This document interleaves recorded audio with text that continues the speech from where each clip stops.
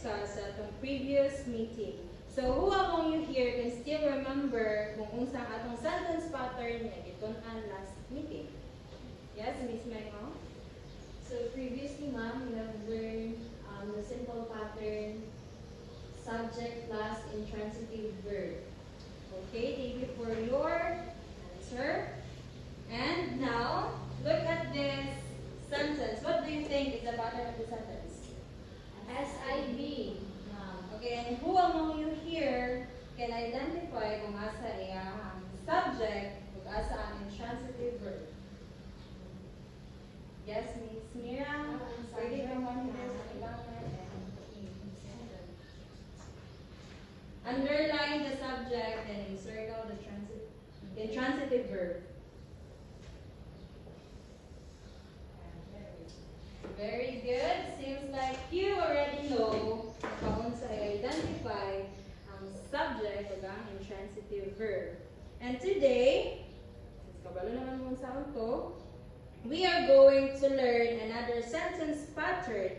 And this time, ang action sa isa ka subject kay dili siya mag-stop sa verb lang.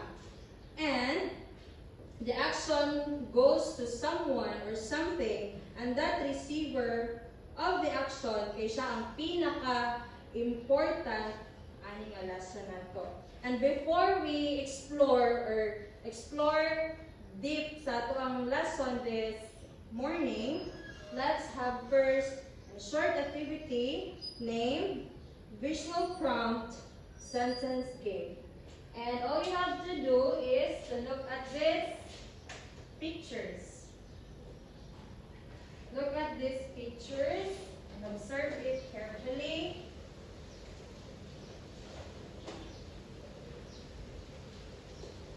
So, observe it carefully. And after I'm observing these pictures, I will ask questions. So now, since na-observe na ninyo, siguro naka-think na mo kung saan possible nga sentence na ma-create na ito using this visual prompt. So, during a picture, who do you think is doing the action? The teacher, Okay. And what do you think is ang action ng ibuha? Beaches, nagtutulog. Okay. And kinsay nag-receive sa iyahang action? Students. Very good. And Kani, what do you think is the sentence for this picture prompt? The bird. Okay, correct. Is flying. Alright. How about this picture? The boy eats the apple. Alright. Since you really know how to make sentence this time, and since kabalo naman mo identify or mo make a sentence using picture prompt, today we will learn another topic, which is the subject plus transitive verb plus direct object, or the STVDO sentence pattern. So I have here several pictures with word cards. All you have to do while I am discussing para makasabot mo is if unsa jud ang subject plus transitive verb plus direct object, all you have to do is to observe this picture and this word card, because I will be asking questions or someone anhi sa front para mag-create a sentence using this picture prompt. Am I clear? Okay, let's now first understand kung unsa jud ay ang subject. So ang subject is, the subject tells who or what the sentence is about. It is the one doing the action. Kung baga, ang sentence kuno ay ang subject sa isa ka sentence kay kuan siya. Siya or kanang siya ang kanang main kanang siya nagbuhat sa action ang specific subject. And kaning subject, pwede siya, nasa two parts. Katong noun and pronoun. So, to further understand kung saan two types of subject, ang noun, kuan siya, it is a name of a person, animal, place, or a thing. For example, let's make a sentence using noun.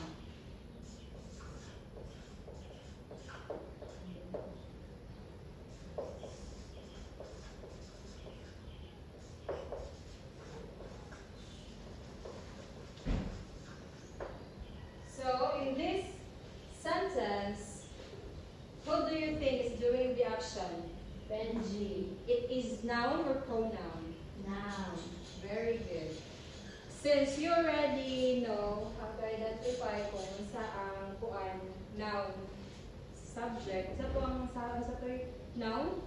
Name of a person, animal, or place.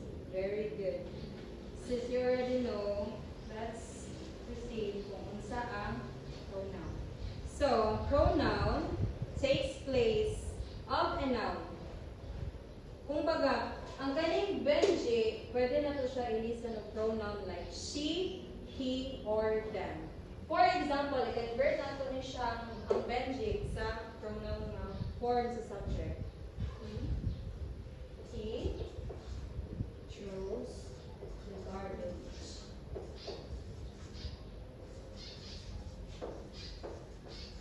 Sa galing ni siya?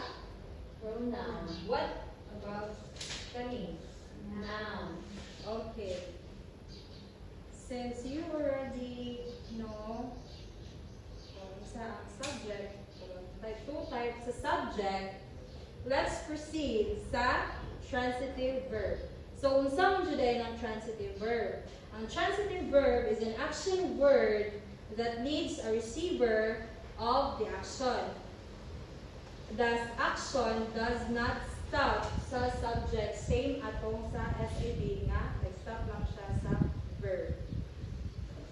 And, kung baga, ang kaning kuan, ang transitive verb, as I mentioned earlier, kuan siya ang mag-receive siya ang action sa sentence. Kani nga sentence, what do you think is the kuan? Transitive verb? Chose. Okay, how about this? Throws. Okay, can you please read it aloud? Benji throws the garbage. Again, ang transitive verb? Throws. Okay. Since you already know how to identify the transitive verb, let's move on sa pinaka-important part sa atong lesson this morning, which is ang direct object. So, kaning direct object, siya ang ma-receive sa action of the verb. It answers the question, what or who. So, for example, kani, balik tayo ng example, what do you think is the direct object of this sentence? The garbage mom. Okay. Seems like, kaya na dyan din yung make o mag-identify o kanang sentence, part of sentence using the ST video. So, let's kanang mag-give ta o another example sa sentence. And all you have to do is to identify kung asa yung subject, asa yung transitive verb, kung asa ang yung direct object. And, I want someone who come here in front. All you have to do is encircle the subject, underline once the transitive verb, then underline mo kaduha ang direct object.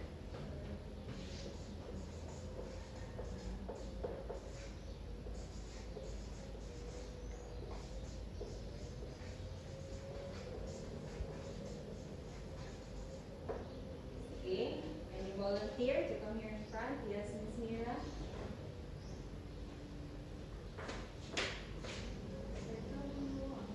Circle the subject, underline once the transitive verb, and underline twice the direct object.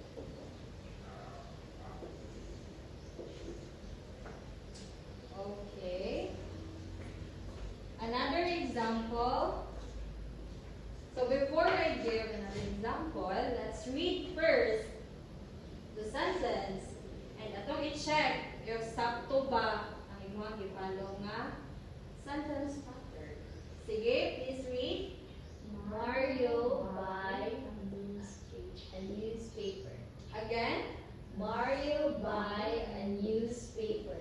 So who do you think is the subject here?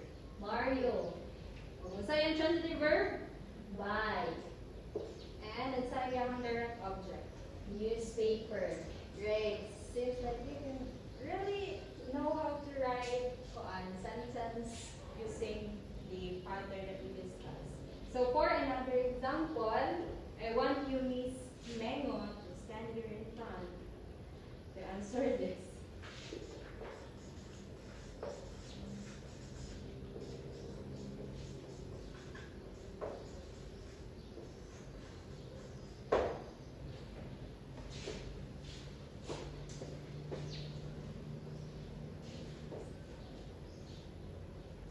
Circle the subject. Underline once. So here in the sentence, ma'am, the subject is the boy, the transitive verb is cakes, and the direct object is the ball. Very good. Okay, take your seat, and once again, let's read it aloud. The boy kicks the ball. Alright, so when we make an STVDO sentence, we follow this process. First, look at the picture carefully. Observe the picture before making a sentence. And second, ask who or what is doing the action. Or kinsa ang nabuhan sa action. And third, ask kung unsa ang action nga gibuhat. And fourth is ask who action to what or whom or kinsa ang ni-receive sa action nga gibuhat. Kay mauna siya ang atoang direct object. And lastly, since nakapalo na kato nga process, all you have to do is to arrange the words in a correct order nga subject plus transitive verb and the direct object. Am I clear? Yes, ma'am. Okay. Always remember ha, nga begin your sentence with capital letter and end it with a punctuation mark. Yes, ma'am. Am I clear? Yes, ma'am. Okay. Since you already know how to make a sentence using the STVDO pattern, I have here the remaining pictures with its word cards. And all you have to do, something we mentioned earlier, you observe the picture and before making a sentence. And after that, after you observe in your picture, I want someone to come here in front for arrange ang word cards. Nga, nag-follow sa pattern nga subject plus ang action word plus iyang direct object. Okay, are you done? Observe na ninyo na namoy sentence nga na create. Yes, ma'am. Kinsa may gusto mo answer? Okay, Miss Mira. You can come here in front. Yes.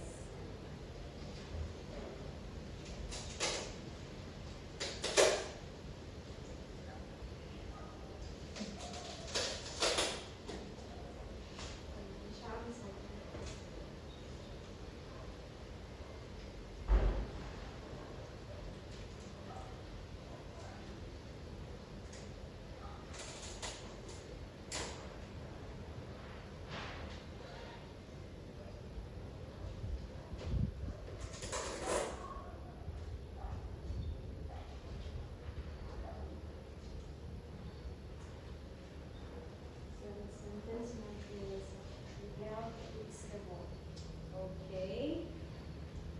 You can take your seat, Miss Mira. Now let's check if naabot siya sa right niya nga place. So, sa kanyang picture, who do you think kuan, subject. Yeah. Unsa yung action na gibuhat? Cakes. Unsa ang nag-receive sa yung action? Ball. Okay. So I have another example here. Oh, same word happening yung buhaton. Observe niya picture before mag-make of sentence using the word parts. So, Mengo, kindly your hand.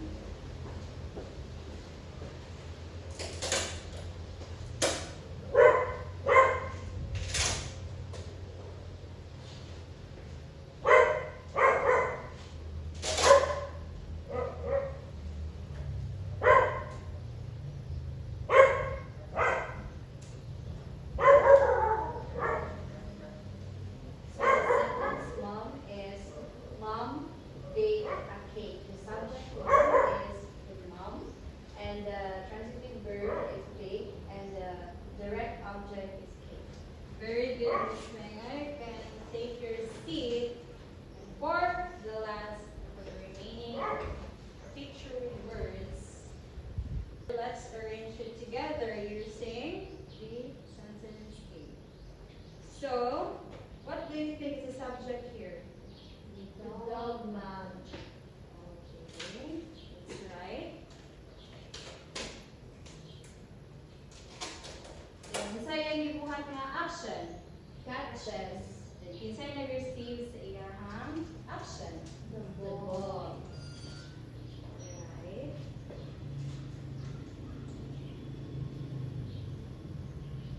Everyone, can you please read it aloud? The dog catches the ball. Okay, seems like you already know how to make sentence using the STVDO pattern. But always remember nga not all verbs are transitive verb.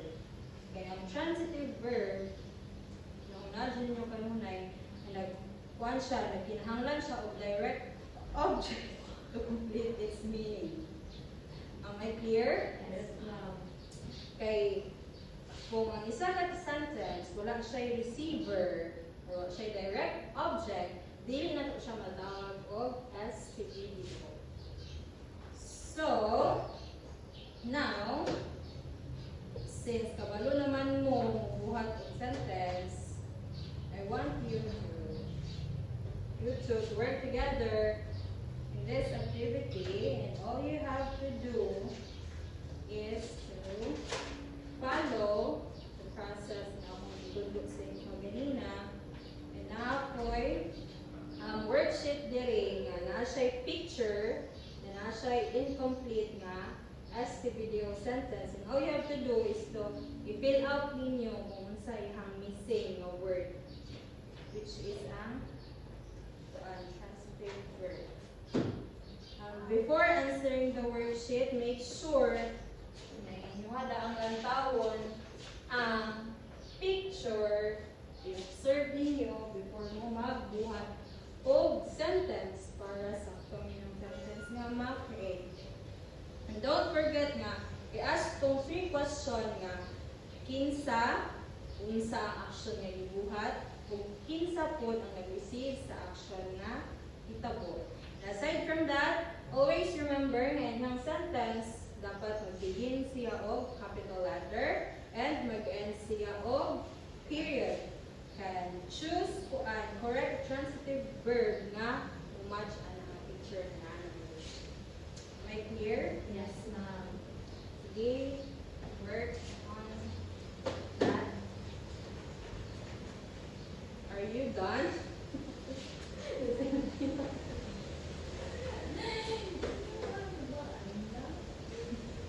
Yeah, are you done? Yes, ma'am. Okay. I will get this. I will be the one who will check your output. Earlier, we worked together, and now you have to work independently to see if kabalo na budget mo kuan mo make or construct a sentence using the STVDO pattern. Unsa ganitong STVDO?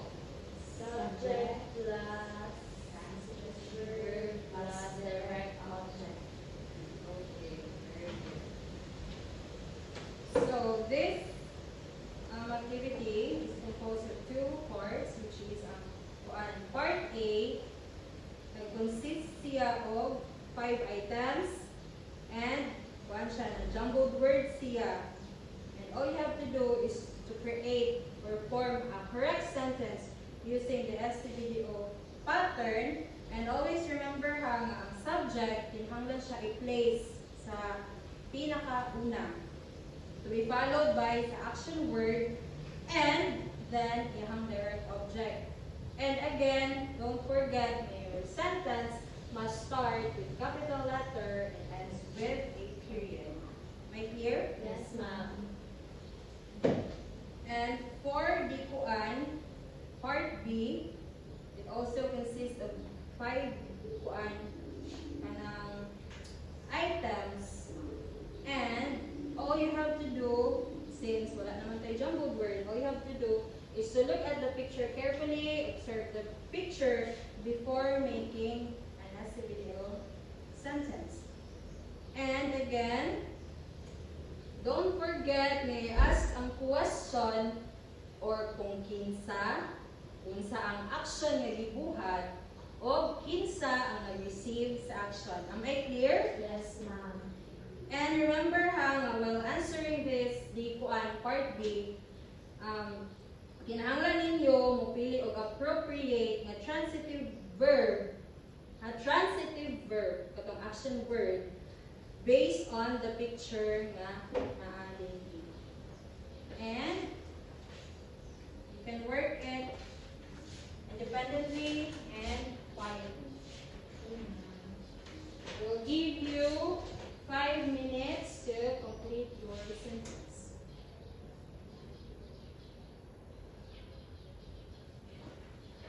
If you have an answer, just raise your hand. I'm willing to talk. Are you done? Yes, ma'am. Kindly pass your papers here in front. Okay. Since you already accomplished the task, sa inyong na answer din, I want someone nga mo kuan tindog and i-sort on sa ilang na main sentence. Miss Mira, She serves the food. what do you think is the subject ang sentence? The chef Unsa yung gibuhat nga action? serve or serves And unsa ang nag-receive sa iyang action? the food matter. Okay, very good, Miss Mira. You can take your seat. And now, since we have no, very good. And now, since we don't have enough time, and I guess, make lang ng sentence using the STBDO pattern, let's summarize what we learned today. So, today we learned the sentence pattern, which is the STBDO. and which means Subject, transitive verb, and direct object. and for you to make an STBDO sentence, just follow this formula, this simple formula. Just follow this simple formula.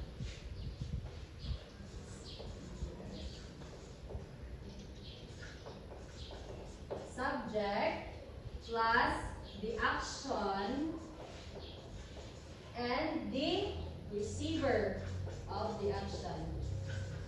Am I clear? Yes, ma'am. Now, always remember, subject tells who or what does the action. The transitive verb tells the action being done. And the direct object tells who or what receives the action. And remember, transitive verb, kay dili siya ma-complete or dili siya makuan kung wala siya direct object. And always remember, observe correct mechanics by starting with capital letter and making your sentence and ends it with period. And for our next session, we will have our post-test assessment to measure your improvement in constructing sentence pattern. And make sure na bisan na mo sa inyong balay, if you have time, just read the notes na inyong mag-jot down earlier so that in magmita next session there is an improvement in the way how you make an SCBDO sentence pattern. So, I guess that's all this morning. Goodbye, class. Thank you for your cooperation and I hope